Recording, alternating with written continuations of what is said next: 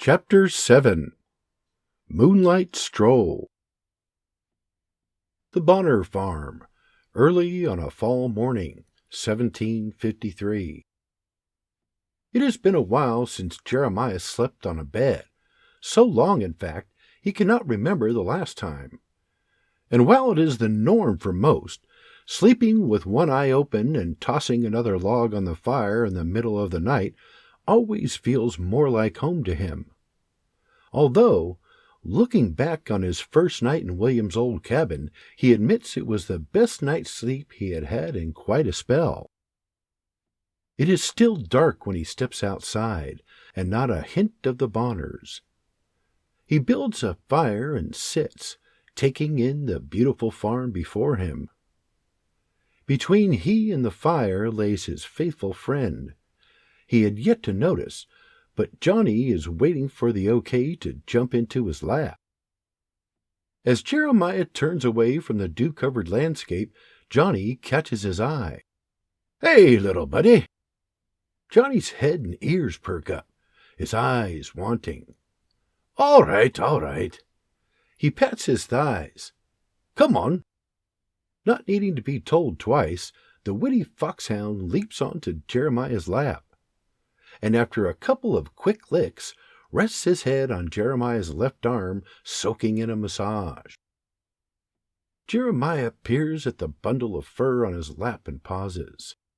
"You ken, this hardly seems fair," Johnny whimpers. "Nay, I mean it. You should be rubbing me." A soft voice calls from behind him. "Why, Mr. Connolly, we've only just met." Startled, Jeremiah stands, letting Johnny fall to the ground. "Miss Flora!" Flora approaches the fire. "May I join you?" "Well, Johnny here dunna take to folks sneaking up on him like that, so—" "Sneaking? I were hardly sneaking, Mr. Connolly." She smiles flirtatiously. "After all, seems you were just asking me for a rub." "Oh, you're a funny one." Making herself comfortable, she pats the tops of her thighs, and the willing foxhound leaps onto her lap. Stroking his belly, she peers up at the burly old huntsman. "Would you rather Johnny give you a rub?" His right brow raises. Returning her gaze to the ball of fur in her lap, "Seems to me he's more partial to getting a rub than giving one. But if you prefer a furry—" "No, wait, what? No." "So, you were asking me for a rub?" "No, I were—" She giggles. "Mr. Connolly, you're blushing." Outgunned, Jeremiah sits there silent and dumbfounded. Gently stroking Johnny's coat, she whispers, "Although I must admit, I am a little flattered." Jeremiah swallows hard. "But dinna worry, it'll be our little secret."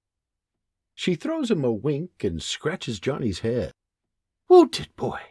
Just our little secret. Yes, it will." She smiles fondly at him with her eyes, and he returns the gesture. Bibi bursts through the cabin door. "There you are! I thought you were going to ask Mr. Connolly to join us for coffee." She throws Jeremiah a discreet wink, then turns to her father. "Aye, but first I thought I'd give our furry friend a rub." "Come in from the cold. You can rub in later." She rubs Johnny's ears vigorously, peeking up at the Irish huntsman. "You hear that? Me da says I can rub you later." Bibi slaps a hand to his head. "Had I ken you loved dogs so much, I'd have gotten you one years ago." Turning to the huntsman, "Coffee, Mr. Connolly?" Jeremiah stands. "Aye, thank you, sir." He offers Flora his hand. She puts Johnny down, and Jeremiah helps her to her feet.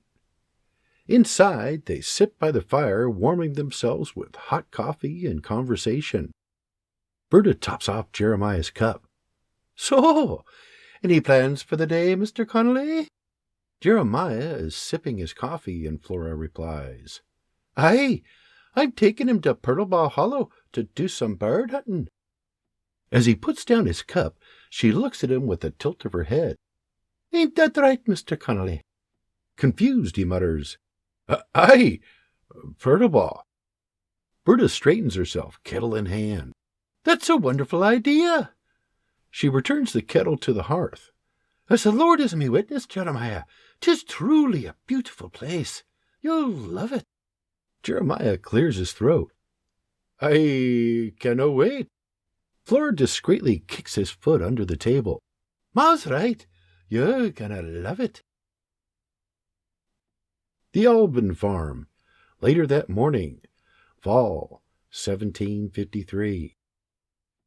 Wrapped in a blanket, Mary sits feeding baby James on the front porch when an overly energetic foxhound appears at her feet. Well, hello there. Looking up, she spies Flora and Jeremiah entering the yard on horseback. Well, good morning. The Irishman tips his hat and dismounts. Top of the morn, Miss Mary. Flora slips from her mount. Good morning, love. And how's our little lad doing this morn? Oh, he's fine. Hungry as a bear, but fine. Jeremiah chuckles. Like father, like son. Mary shakes her head. Dinna get me started, Jeremiah. They calls him Makwa for a reason. So, what brings you to our humble home? I'm taking Mr. Hairyface here to Purbaugh Hollow for some bird hunting. I thought we'd stop by to see if the boys would keep an eye on Johnny for us while we're gone. Mary breathes. For us? Jeremiah and Flora exchange a look. Mary chuckles. Well, you may have to twist their arms a bit. They're in the barn with their da. Jeremiah, would you be so kind as to mosey over to the barn and run it past them? With the tip of his hat, Jeremiah walks his mount over to the barn with Johnny following close behind. When he is finally out of earshot, Mary gives her old friend a squint-eyed stare. Whose horns are showing now? With a devilish grin. I canna help it. They won't stay under me hat. Mary giggles. Oh, you're a sleeked one, Miss Bonner. She stands, James nestled in her arms. Come tuck inside while I lay this one down. Meanwhile, in the barn. So, what do you say, lads? Will you keep an eye on Johnny while I'm gone? John and Robert exchange a glance, and John turns to him excitedly. Darn tootin' we will. He shakes his hand. And we'll take good care of him too, Mr. Connolly. You have me word. And mine, Robert nods. Jeremiah kneels. Thank you, lads. But there's one more thing I've to ask you. The boys give him their undivided attention, Johnny waggling around at their feet. See, Mr. Connolly were me da, and he's no longer with us. So, what say you lads call me Uncle Jeremiah instead? The boys exchange another look and nod before dashing for the barn door.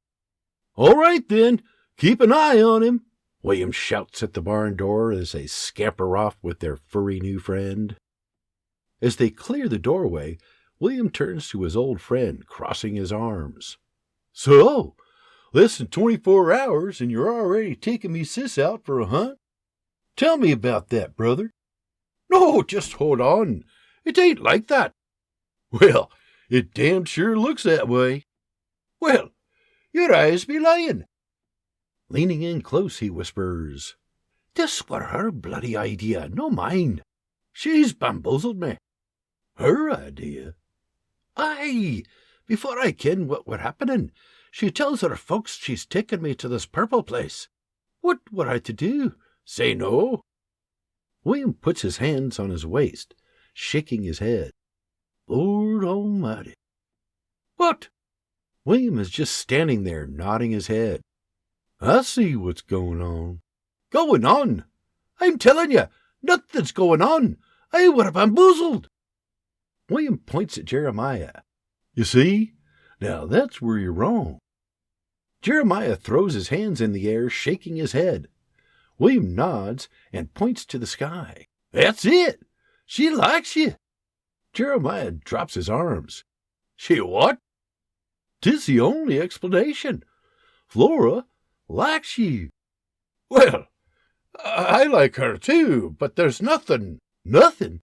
Thee no see? She's fixing to knock you over the head and drag you off to her cave.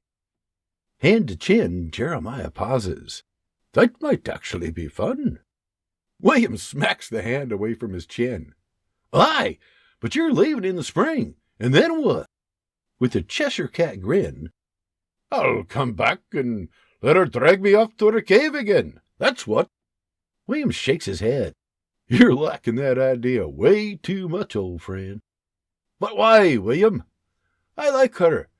Hell, I've been wandering the bush for far too long, and this seems as good a place to set up camp as ever I seen. And I like her. A lot. So please, don't be cross with me. Be happy for me. I am happy for you. It's just, she's my little sis. So if you break your heart, I'll bloody kill you. He nods. Fair enough, old friend. And if I do, I'll load the bloody musket myself. William looks at him with a furrowed brow. But will there be powder in it? Jeremiah reaches out to shake, but William pulls him into a hug. I love you, brother, and I'm glad you're here. Jeremiah pats William's back. Same, brother. As they pull away from their embrace, Flora peeks into the barn. You ready? Jeremiah nods. Now more than ever. As Jeremiah heads out the door after her, William shouts, Best of luck, you two! Fertile Ball Hollow, a half-hour later. Your ma were right. 'Tis beautiful here. Flora slowly rides along, gazing with wonder. 'Tis one of me favourite places. Looking to his left and right. I can see why. I've been coming here since I were a girl. All the way out here alone? Really? She giggles. Nay, silly, with William. Oh, of course. So, did the old hunter-trapper show you all the best spots? Of course. He's me big brother. She points. For birds, just over that rise ahead. He looks at her with a raised brow. Yeah? Aye, you'll see. Tie up your horse. On foot, Flora leads them over the rise. They no sooner reach the peak when Flora swings up her fowler and pulls the trigger, bagging the first grouse. With a boastful smirk, she tucks it away. I ken what I'm having for supper, but what are you eating? But he is oblivious to her banter, wide-eyed in shock with his mouth hanging open. Wow! You're a hell of a shot! She smiles flirtatiously with a tilt of her head and slight squint of her eyes. I learned from the best. That's no true. After all, we only just met. She walks off, fowler in hand. I'm sorry, Mr. Connolly. Is your name William? He laughs. William? And who do you think taught him? I see. And now your name is Senior, is it? You have me there. Senior I am no. Flora laughs. When I were a girl, he took me out here all the time. He taught me how to track and trap, and how to shoot. And he taught you well. That's clear to see. He did indeed. Well, did he ever tell you it were I who taught him everything he kenned about trapping? As a matter of fact, he did. When he were teaching me, he often mentioned you. Spotting another bird, she whips up her barrel and pulls the trigger. Bang! Jeremiah watches in disbelief as she walks up with another grouse in her hand. 'Tis true. Every time I made a mistake, he'd say how it reminded him of you. He what? She laughs. I'm just funning you. Truth be told, he spoke of you fondly and often. As did I, whenever the opportunity presented itself. We had some good times. Did he ever tell you about the time he fell into the half-frozen creek? You mean the time you froze your family jewels? She chuckles. Aye, many a time. Horse over elbows, I believe he said. Jeremiah shakes his head, laughing. Horse over elbows, indeed. 'Twere a sight to behold. The three of us, chattering our way back to camp, wet as a river trout. You ken he's thrilled you're here. He nods. Aye, 'tis good to see him as well. And I guess I'll have to thank him for speaking so highly of me. Heavens, no! If and you do, I'll never hear the end of it. He laughs. Fair enough. I reckon you're right. Some things are best unspoken. She stops and turns to him, smiling warmly with a twinkle in her eye. He's quite fond of you. And I of him. Why do you think I'm here? She looks him square in the eyes. Why, to meet me, of course. Jeremiah smiles. Come on. These tiny birds ain't going to feed the lot of us. Lead the way, O mistress of the Shenandoah. She turns to him with a wink. And do you not forget it, Mr. Bushy-Face? For the next several hours, Flora and her furry frontiersmen scour Purtleball Hollow, popping one grouse after another until their bags are full. Jeremiah stuffs one into his bag and ties it off. I dinna ken if we can fit any more in there. Should we head back? Why? Are you bored? Nay, it's just... Just what? You canna stand the sight of me? Or is it that I bagged more birds than you? It's being bested by a woman more than your furry ego can bear. Choosing his words carefully. I admit, you're the first woman to pull that off. She turns and starts walking towards the Alban farm. But I hear a butt coming. He falls in alongside her. Nay, I'm no too proud to say it. You bested me. You did. Well done. Why, thank you, fine sir, she says, bowing as she walks. So, you're no tired of looking at me, then? Jeremiah stops in his tracks, and she turns to him. Actually, Miss Flora, you're the bonniest lass I've ever set eyes upon. She flirtatiously cocks her head to the side with a squint of her right eye. Coming from any other man, I'd consider that high praise, Mr. Connolly. But seeing as you've been living in the woods forever, I'm no sure if I should be flattered, or feel sorry for you. Perhaps you're only saying it because you're confused. Then allow me to clarify. Taking hold of her arm, he spins her around, planting a long, passionate kiss upon her breathless lips. When they come up for air, her eyes are closed, mouth slowly kissing at the air. He takes her head in his hand and pulls her close. Miss Flora, you are the finest woman I have ever met. She brings her hands to his broad chest and squeezes it firmly. Gathering herself, she takes a deep breath, flashing her girlish smile. You're just saying that because you need a place to stay. His lip curls slowly into a smile. Oh, shucks. Well, just when I thought I had you. She leans into him, then smacks him on the chest. Nice try, Mr. Connolly, but I've you figured out. He nods. Like no other woman has, Miss Flora. I'm no other woman now, am I? He shakes his head, and she turns to walk away. Come, we've to fetch Johnny before those boys wear him out. The Dean Farm, Samhain, the All Hallows Eve celebration, Wednesday, October 31st, 1753.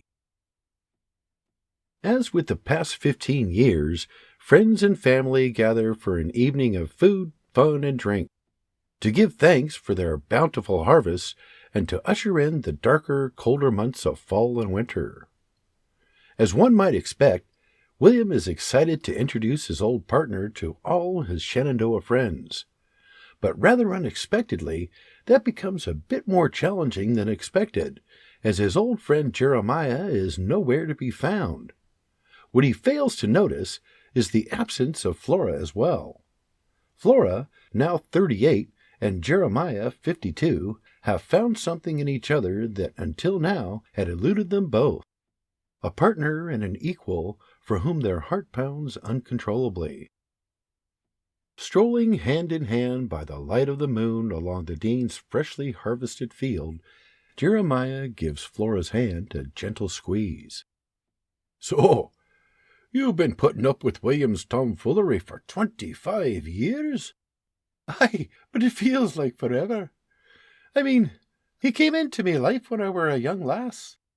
And that's what I cannot understand. Understand? Understand what? Why is Mary, Mrs. Alban, and no you? Seems to me you and he be two peas in a pod. She returns the squeeze. Aye, and we are. It's just, William and me have always been more like brother and sister. Like I said, I were only a teenage girl when we met. He nods. That makes sense. He peers at her through the corner of his eyes, smiling. I mean, why would you want to be with a man his age? She yanks on his arm with a stank-eyed glare, and he laughs.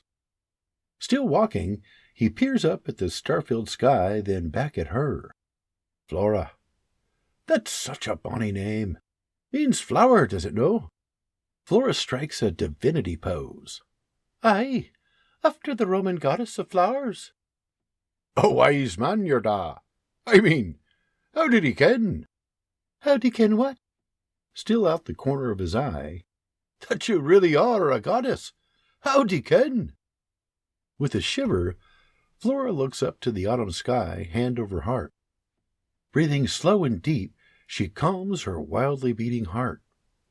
Responding to her shiver, Jeremiah whips the huge wool coat from his back and slips it over her shoulders. Better.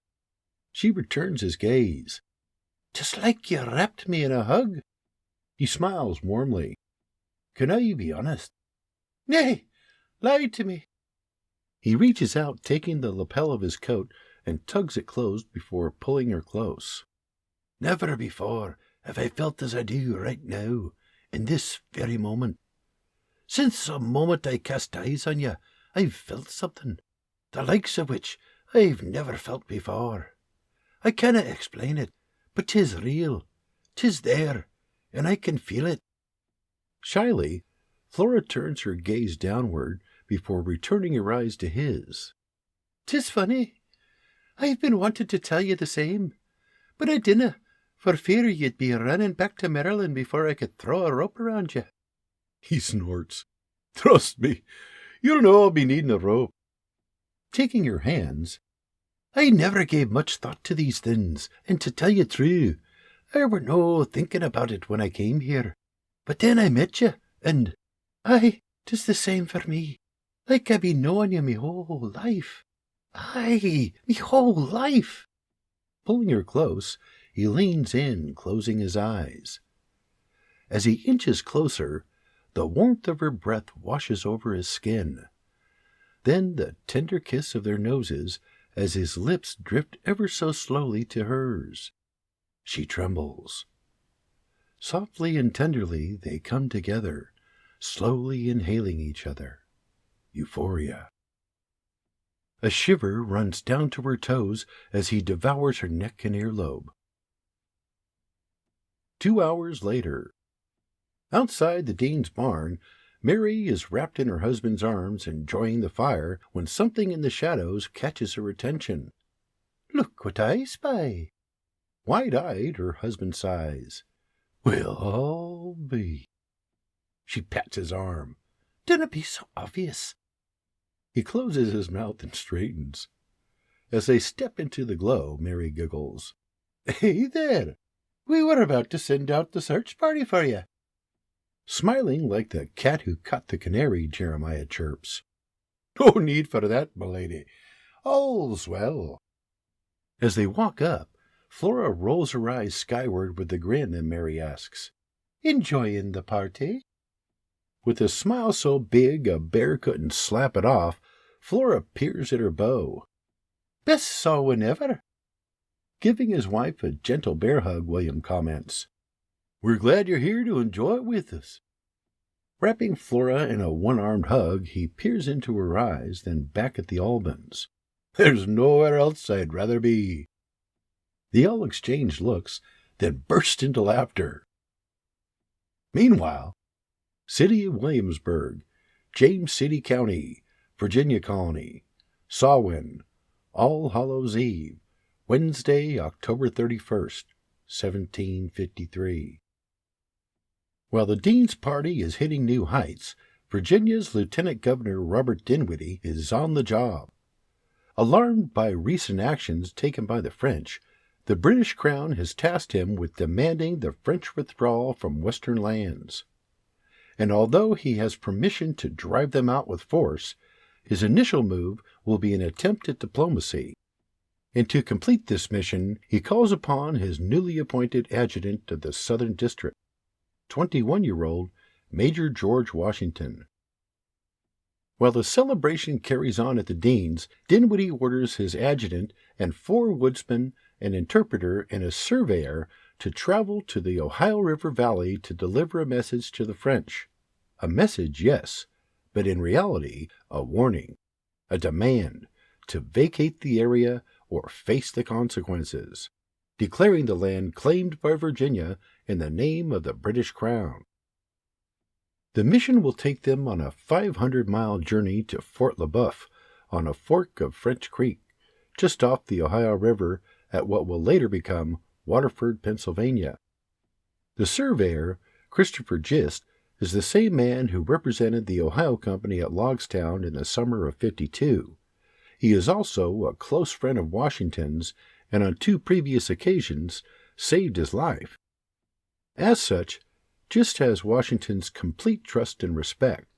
He will play a key role on this mission, serving not only as party surveyor, but as their guide, translator, and personal assistant to Washington. Logstown, an Indian village in the Ohio River Valley, Ohio Territory, late November 1753. After reaching the village by way of the Ohio River, with all its tribal pomp and circumstance, Washington is granted a meeting with the local Indian Council, among them Chief Chinechirison, the Seneca Half-King. Considering recent events, Washington begins with the reiteration of their alliance, then segues into the purpose of his mission. As a show of respect, he requests safe passage through their tribal territory, a request that is granted. Wampum in hand, and escorted by the Seneca Half-King, 2 local Iroquois chiefs, and an Iroquois chief from Delaware, the expedition proceeds to Fort LeBoeuf the next morning. The Western Frontier, just south of Lake Erie, Fort LeBoeuf, Tuesday, December 11th, 1753. The entourage finally reaches their destination. Somewhat to their surprise, they are warmly received upon their arrival, the French even offering them quarters for the night. The following morning, Washington is granted a formal meeting with the commander of the French forces, hardened veteran of the Western Frontier, Jacques Le Gardeur de Saint-Pierre. Sitting before him, the Virginia major delivers his opening statement. The French commander rolls his eyes to the ceiling and sits back in the chair behind his desk. One after another, he places his boots on the desk, then glares down his nose at the young adjutant. Unfazed, Washington waits for him to settle in. "Commander, I first wish to thank you for your generous hospitality. Your lodgings were a welcome change from the frigid frontier." With a condescending lift of his chin, St. Pierre waves smugly. "You are welcome, Major, but perhaps we should sidestep the pleasantries and cut to the quick. Why are you here?" Washington straightens himself. "Very well. To the quick indeed, sir. Commander, I am here on behalf of Virginia's Lieutenant Governor Robert Dinwiddie. I bear a letter in his name addressed to you." Washington holds out the sealed letter, and the Frenchman kicks his feet to the floor, sitting upright. He snatches the letter from Washington's hand and begins to read. At the bottom, St. Pierre rolls his eyes from the page, looking at Washington through the tops of his eyes. He sits up with a sigh and places the letter on his desk. He stands, gesturing to the door. "Major, be advised that I shall take Governor Dinwiddie's letter under advisement. In the meantime, however, please consider yourselves my personal guests." Washington stands with a respectful bow. "Thank you, sir." Your generosity is greatly appreciated. I shall patiently await your reply. For the next 2 days, St. Pierre affords Washington's party the utmost hospitality, to include a semi-formal dinner on their 3rd and final day. Over wild boar and red wine, the French commander, with his officer corps in full attendance, politely but firmly makes his intentions clear. Gracefully placing his glass of wine upon the table before him, St. Pierre clears his throat, straightening himself. Major Washington, after much consideration, I feel compelled to say, and with all due respect, of course, that it is the French people's absolute design to take possession of and control the whole of the Ohio River Valley. Washington takes a sip of wine, then places his glass on the table, listening intently. As I see it, your dilemma is this, Major. Although the British could easily raise 2 men for every one I raise, they simply move far too slowly to prevent any undertaken on our part. Therefore, rather than vacate, as your governor's letter advises, we will instead be moving forward, fortifying our claims in the region. Please understand, this is not personal. Rather, for God and country. I'm sure you understand. Washington throws back the remainder of his wine, then places the glass back on the table. Indeed I do, sir, and without distortion. I will convey your message to my superiors. St. Pierre removes a letter from his pocket and slides it across the table. As I am sure you will, Major. Nevertheless, I have drafted this communiqué formally expressing my rejection of Mr. Dinwiddie's order to vacate. If you would be so kind, please ensure he receives it. Washington picks up the letter and stands, pulling down on his coat. His entourage follows suit. He bows respectfully. As you wish, Commander. St. Pierre stands and his officers follow suit. Thank you, Major. Upon St. Pierre's rejection, Washington and his entourage exit the meeting with their dignity and heads still intact. Knowing unequivocally the intent of the French, they retreat to Virginia the following morning.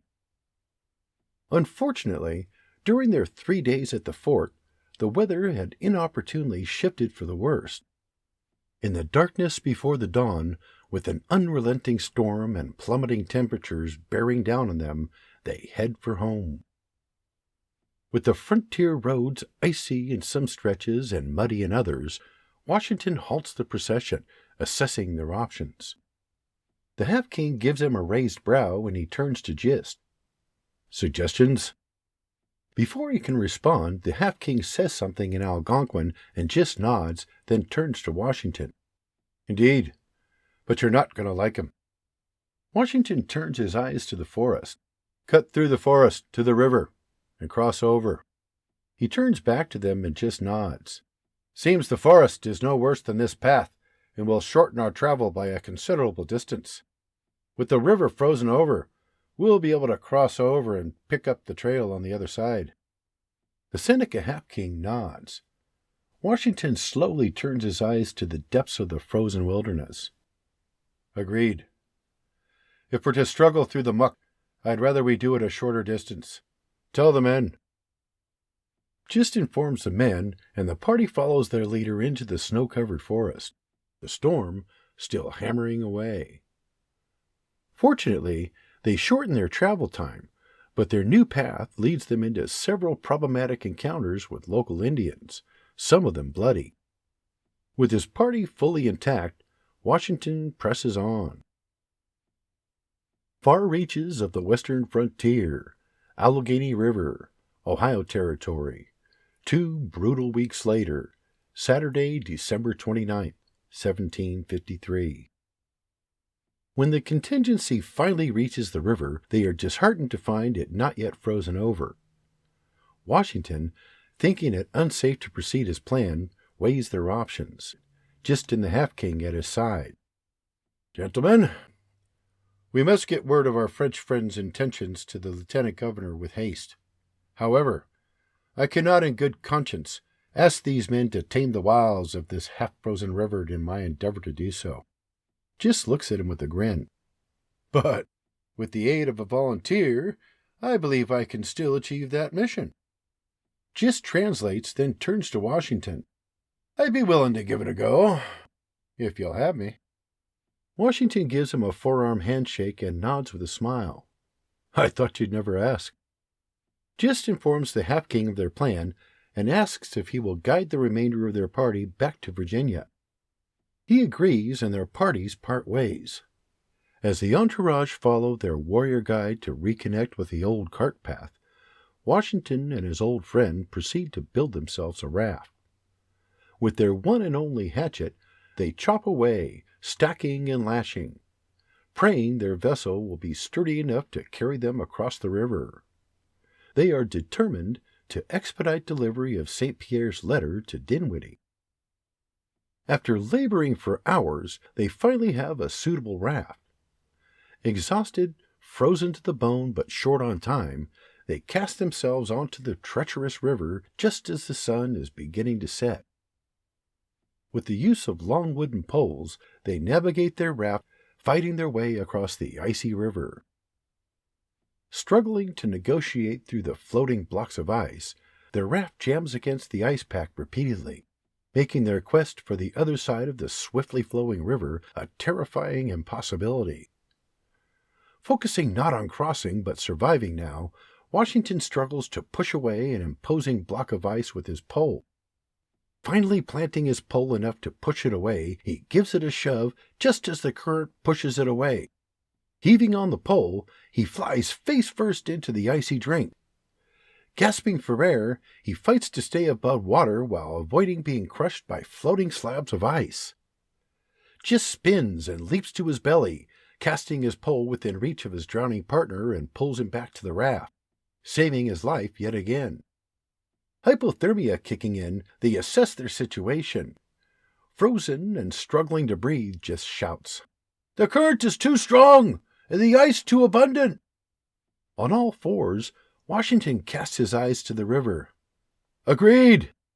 We'll never reach the shore like this."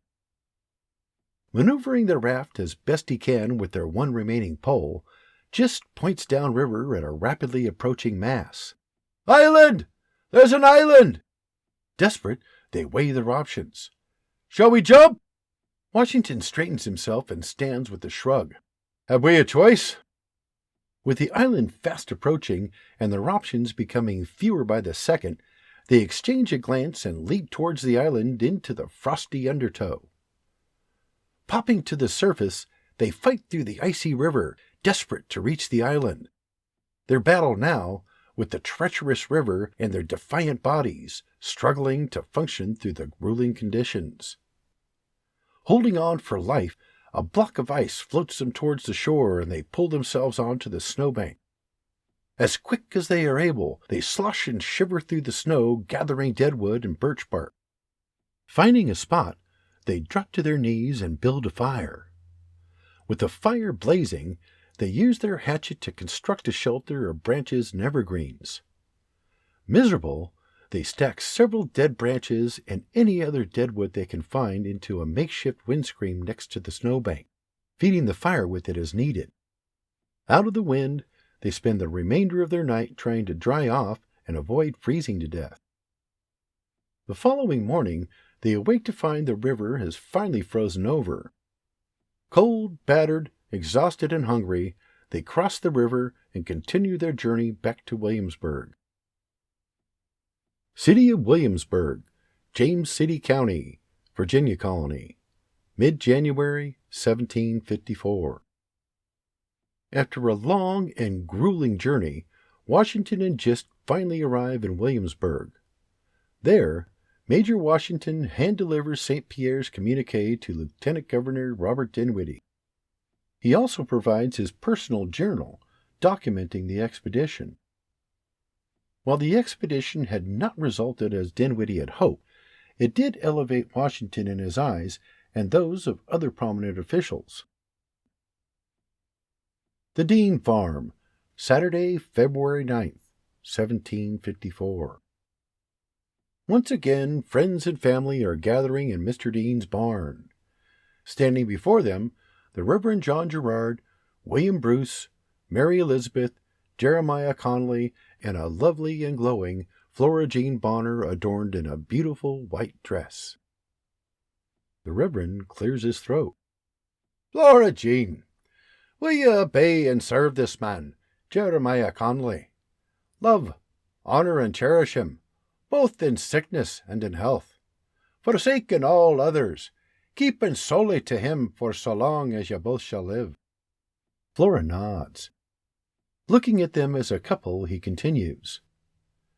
Repeat then after me, to have and to hold, from this day forward, for better or for worse, for richer, for poorer, in sickness and in health, to love, honour, and cherish, and for the wife to obey, until death do we part. Jeremiah looks her in the eyes. I do thee endow with all me worldly belongings. The Reverend gestures to William and Mary. Bring forth the rings. He waits as each are handed their ring, then proceeds. Jeremiah, place the ring upon Flora's finger. Flora, place the ring upon Jeremiah's finger. Heavenly Father, I present you Mr. and Mrs. Jeremiah Connolly. Bless them and guide them in the name of your precious Son. Amen. And all in attendance reply, Amen.